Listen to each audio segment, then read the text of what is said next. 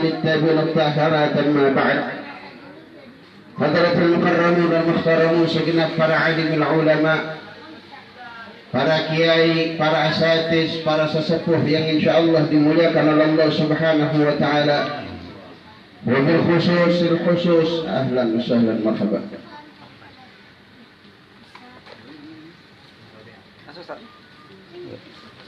Ahlan sahlan marhaban. Assalamualaikum. Waalaikumsalam warahmatullahi wabarakatuh. Ini kabar sehat.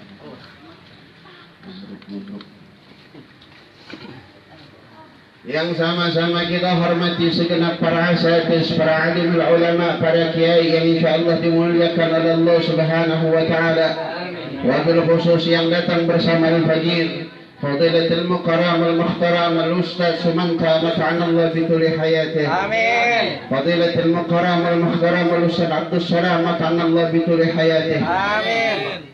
Dan segenap para orang tua yang mohon maaf saya tidak sebutkan nama antum semua, namun insyaallah Allah berikan antum semua kesehatan panjang umur di dalam beribadah kepada Allah Subhanahu wa taala Rabbuna jalla jalaluh.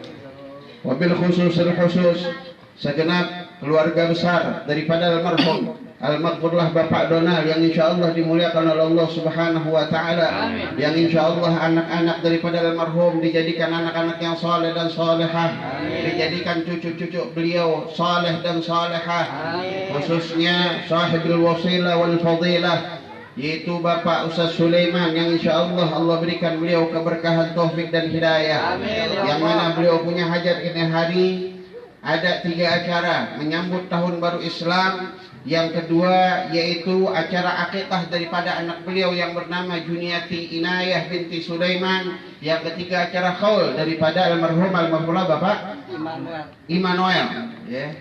Insyaallah malam tahun baru ini kita diberikan keberkahan. Buat jam akikah dijadikan anak yang solehah, anak yang taat kepada Allah dan Rasulnya, dan dijadikan pula anak ini anak yang berbakti kepada kedua orang tuanya, manfaat dunia akhirat bihadzi dunya wal akhirah. Dan juga insyaallah yang kita bikin haulnya pada hari ini almarhumah Al-Maghfurlah Immanuel, ya Allah berikan kuburnya raudhah min riyadil jannah. Allah berikan syafaat, Allah berikan cahaya Nabi Muhammad sallallahu alaihi wasallam. Apalagi ini hari kita berkumpul, kita baca maulid, kita bersalawat kepada Sayyidina Muhammad. Kita membaca salawat kepada Sayyidina Muhammad. Bukan semata-mata kita mengharapkan uang, bukan semata-mata kita mengharapkan kekayaan untuk bersalawat kepada beliau, tetapi yang kita harapkan syafaat dari beliau fid dunya wal akhirah. Amin ya Allah. Keutamaan bersolawat Masya Allah di dalam kitab Tuhfatul Maulud karangan Imam Nawawi itu dijelaskan bahwa Allah Subhanahu wa taala menciptakan satu malaikat yang mana malaikat ini punya 1000 tangan. Malaikat punya 1000. Kalau 1000 tangan kira-kira jarinya jadi berapa ya? 10.000. Ada pula di dalam kitab Al-Ma'iyah fi Qissatil Mauludiyah disebutkan ini malaikat tangannya 100. Berarti jarinya 1000. Jadi di dalam kitab-kitab itu ada satu malaikat Allah ciptakan tangannya 100. Ada yang pula yang mengatakan tangannya 1000. Ambil yang paling dikit 100. Berarti dia punya jari 1000. Allah menciptakan malaikat ini untuk apa? Ternyata Allah ciptakan malaikat ini lihifzil mataril minal gurrati. Allah ciptakan ini malaikat buat menghitung daripada tetesan air hujan yang turun ke muka bumi. Jadi tuh malaikat kerjanya ngitungin tetesan air hujan yang jatuh ke muka. Anda pengen tanya orang ketujuh, ada gak yang tahu berapa ratus ribu nih air hujan yang turun ke muka bumi? Sekali hujan aja deh, nggak perlu banyak-banyak, sekali hujan. Oh nggak perlu se-Indonesia, se-Jakarta. Kebanyakan. Sepetojo aja, sepetojo. Kira-kira bisa gak? Tapi ini malaikat bisa menghitung itu semua. Lalu ketika ditanya oleh Nabi, ya malaikat, Untuk apa engkau diciptakan oleh Allah? Aku diciptakan oleh Allah untuk menghitung tetesan air hujan yang turun ke muka bumi ini. Apakah tidak ada yang terliwat tetesan air hujan tersebut? Tidak. Dan kau bisa menghitungnya? Ya, saya bisa menghitungnya dengan izin Allah. Berapa banyak air hujan yang telah engkau hitung? Yang telah aku hitung hujan yang turun dari zaman Nabi Allah Adam sampai saat ini ya Rasulullah. Nggak ada yang terliwat? Nggak ada. Segitu banyaknya tetesan air hujan? Ya, nggak terliwat. Berarti engkau ini malaikat yang hebat. Kalau tetesan air hujan saja engkau bisa hitung, bagaimana bebatuan, bagaimana segalanya. Adakah sesuatu yang engkau bisa hitung, hai malaikat? Ya Rasulullah, demi Allah, demi Rasulullah, demi yang menciptakan bumi dan langit, sesungguhnya ada yang aku nggak bisa hitung di dunia ini. Apa? Ketika ada umatmu mengucapkan salawat kepadamu, ketika ada umatmu bersalawat kepada engkau ya Rasulullah, aku tidak bisa menghitungnya. Kenapa? Karena saking banyaknya rahmat ampunan yang Allah turunkan ketika mereka bersalawat kepadamu ya Rasulullah. Sallallahu alaihi Muhammad. Jadi beruntung nggak kita nih hadir di tempat ini baca salat? Beruntung tidak? Beruntung. Masya Allah. Mungkin kalau nggak ada acara seperti ini kita nggak membaca salawat. Ada yang asik lagi nonton TV, ada yang asik lagi banting gapli, ada yang asik lagi pacaran, ada yang lagi asik nongkrong di sono, ada yang lagi asik nongkrong di sono, ada yang lagi asik main gitar. Lupakan salawat kepada Sayyidina Muhammad. Hadirin hadirat rahimakumullah, yang pertama acara malam tahun baru Hijriyah. Kita sudah memasuki daripada bulan Muharram. Tadi udah pada baca doa awal tahun akhir tahun belum? Baca. Kenapa? Sebab doa tersebut bisa merubah kehidupan kita buat ke depan. Amin. Subhanallah, ini malam aneh bahagia. Kenapa aneh bahagia? Di Indonesia khususnya di Jakarta begitu indah. Bahkan Al-Fakir sampai menangis ketika di jalan tadi. Kenapa? Di mana-mana umat Islam bikin arak-arakan obor menyambut tahun baru Islam. Yang selama ini mindset kita dicuci oleh orang-orang yang tidak punya iman. Dicuci otak kita. Ketika malam tahun baru Masehi kita bakar petasan, kumpul di Monas, panggil dangdutan, alhasil pesta poya, merayakan malam tahun baru Masehi. Tetapi ketika tahun baru Islam kita diam, kita senyap. Tetapi ini hari membahagiakan Haji Al-Fakir. Dari Bukit Duri sampai sini sudah 3 arak-arakan di jalanan.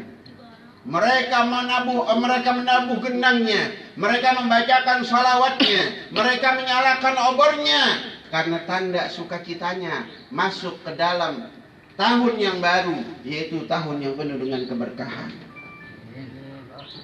Bahagia hati aneh. Sebab kenapa? Tahun kemarin, tahun yang lalu aneh nggak pernah lihat yang begitu. Kita tahun baru Hijriah nutup jalan saja tahun kemarin, ya, diintimidasi, dicerca, dihina, bahkan kita ditangkep-tangkepin. Ini hari alhamdulillah kita bisa keliling jalanan, jalan protokol, nutup jalan buat melaksanakan tahun baru Hijri.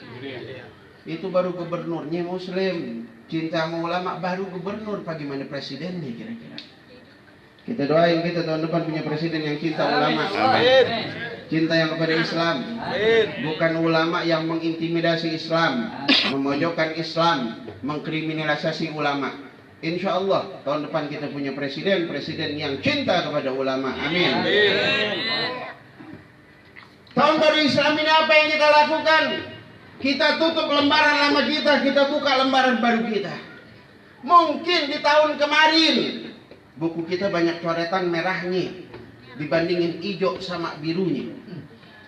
Kemaksiatan banyak, kejelekan banyak, kehinaan banyak. Kita introspeksi diri kita. Makanya ulama-ulama dulu kalau udah masuk malam begini, ya ntar beliau jam 1 beliau muhasabah, dikumpulin murid-muridnya. Mereka istighasah, memohon ampun kepada Allah Ta'ala, mengingat daripada dosa-dosanya di tahun yang lalu. Menangis. Itu kalau anda kata guru aneh, Habib Hasan Abu bin Abu Bakar Assegaf Surabaya, itu kalau dibikin istighatsah, masya Allah, pingsan semua orang. Karena mereka takut akan dosa-dosa mereka, mereka takut akan kemaksiatan mereka. Ini tahun baru Hijriyah, bulan Muharram ini penuh dengan keberkahan. Kenapa? Allah buktikan di dalam Al-Quran, buka dalam surah Anbiya. Itu kemenangan para nabi, Allah ciptakan semua di bulan Muharram. Termasuk hijrahnya Nabi Muhammad bukan di bulan Rabiul Awal, tetapi adanya di bulan Muharram. Kenapa di bulan Muharram? Padahal Nabi hijrah ke Madinah di awal Rabiul Awal, tapi ditetapkan tahun baru hijrahnya di bulan Muharram karena Nabi sudah beriktikad di bulan Muharram tersebut. Nanti ketika kami sudah tidak kuat dengan penindasan, maka kami akan pergi ke Madinatul Munawwarah untuk berhijrah. Setelah 2 bulan Nabi diintimidasi, Nabi dikriminalisasi, Nabi dipojokkan, Nabi ingin dibunuh, Nabi diancam. Akhirnya apa? Nabi udah nggak kuat, Nabi hijrah ke Madinatul Munawwarah, menyusun kekuatan. Selama 1 tahun, 2 tahun, 3 tahun terjadilah yang namanya Fathu Mekah. Bulan Hijriah juga Nabi masuk ke Mekah, menang, membawa bendera panji-panji Rasulullah yang bertuliskan La ilaha illallah Muhammadur Rasulullah. Ini panji Nabi. Cuman sekarang panji Nabi dikata teroris. Panji Nabi dikata ente kalau make topi bertuliskan La ilaha illallah diintimidasi, pasti ente ditangkap. Kenapa? Sebab itu kata lambang HTI, padahal itu ialah lambang daripada panjinya Nabi Muhammad SAW. Mungkin kalau orang di luar Islam mereka benci terhadap kalimat tauhid, wajar tidak? Ya. Orang yang gak cinta ulama, orang yang gak cinta Islam, mereka orang Islam tapi membenci Islam, mereka gak sholat, mereka gak ibadah. Benci sama kalimat tauhid, ada gak kira-kira? Yang ini ibadah, ibadahnya rajin, ngakunya satu ormas terbesar dalam Islam, pembela ulama. Tetapi ada ulama pengen ceramah dijegal, ulama pengen ceramah pojokin, ulama pengen ceramah tangkap. Kenapa? Sebab di baju mereka bertuliskan ada bendera La ilaha illallah Muhammadur Rasulullah. Jadi ente nggak tahu nih di akhir zaman mana musuh ente, mana teman ente. Orang namanya Ansori, namanya Fauzi, tapi bisa ngomong Islam tai. Ada gak tuh? Ada gak? Ente nggak tahu mana teman ente, mana musuh ente. Giliran dangdut dijaga sama mereka, gereja dijaga sama mereka, usah pengen ceramah dijaga. Jadi hati-hati di akhir zaman, jangan sampai salah pilih ulama. Sebab ulama-ulama sekarang banyak ulama tawadhu. Tahu ulama tawadhu? Ulama tahu warna duit. Giliran lu kena duit berubah pikiran, nggak membela lagi yang hak, tetapi yang batil pun dibela. Dan itu sudah dikatakan oleh Kiai Haji Jainuddin MZ Allah yarham. Nanti 5 tahun, 10 tahun lagi akan datang ulama yang ketika tidak ada uangnya dikatakan hukum daging babi apa Kiai? Haram. Mereka lantang mengatakan yang haram. Datang orang bawa duit 300 juta. Kiai, bagaimana hukum daging babi? Halal-halal dikit.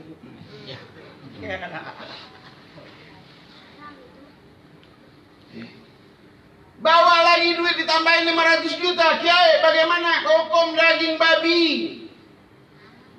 Kayak ini udah mulai halal deh. Ya. Dibawain lagi, Kiai, ini duit 1 M. Ada pengen nanya, bagaimana hukumnya daging babi? Halal. Itu udah banyak ulama yang kayak begitu. Makanya baik-baik. Al-Habib Abdurrahman Assegaf Allah yarham dia mengatakan, nanti di akhir zaman ya Ahmad, ente cari ulama, cari guru yang banyak musuhnya. Guru yang dibenci orang-orang yang nggak demen sama Islam. Kalau guru yang dicinta sama lawan, guru yang dicinta sama musuh, jangan ente deketin, sebab dia bakalan jadi musuh buat diri ente.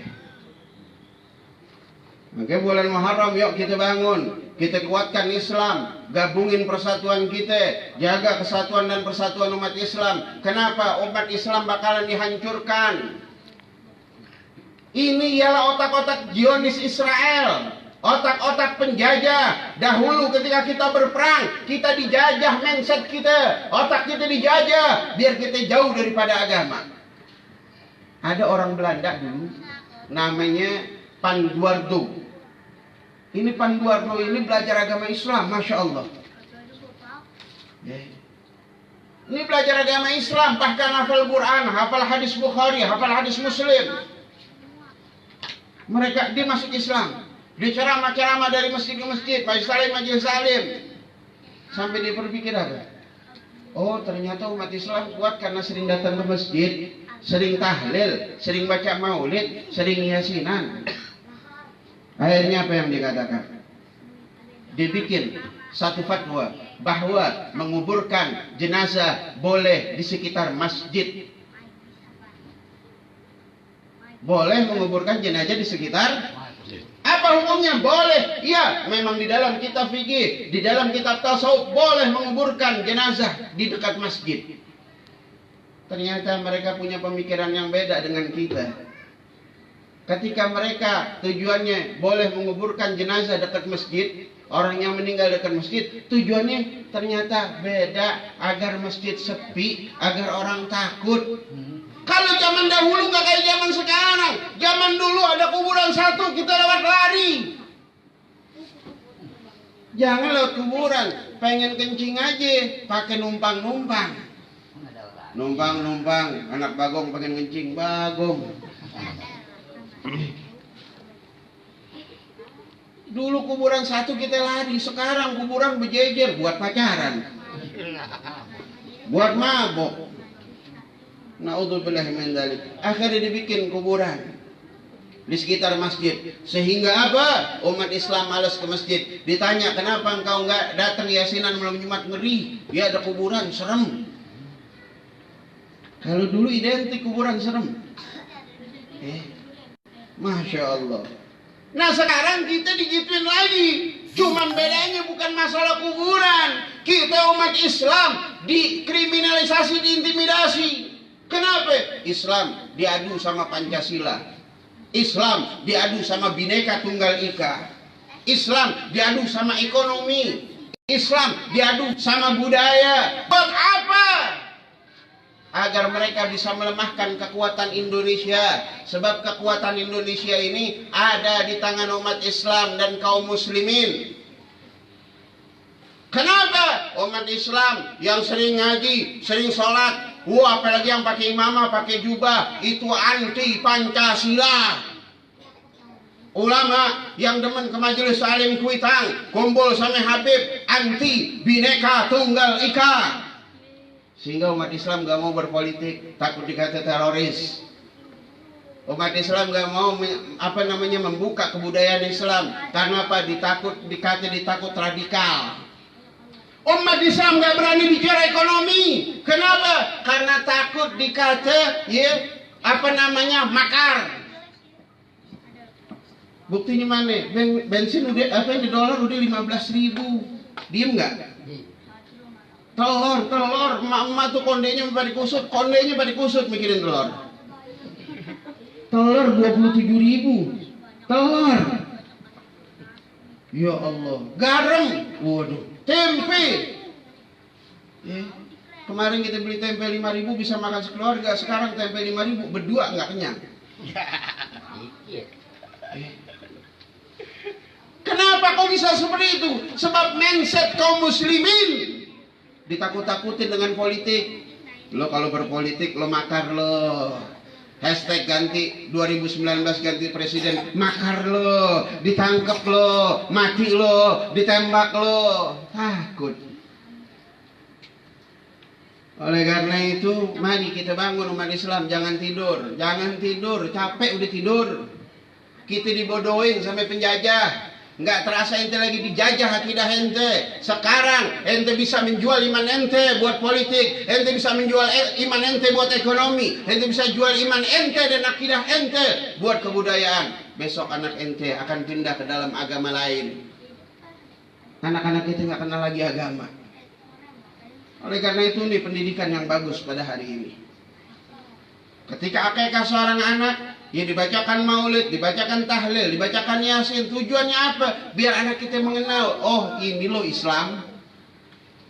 Kumpul, baca sholawat, ya, senyum-senyum pada girang.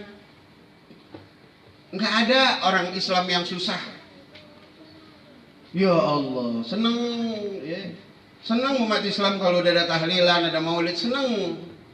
Ya. Kenapa? Ujung-ujungnya makan. Ya. Ujung-ujungnya makan. Masya Allah, senang.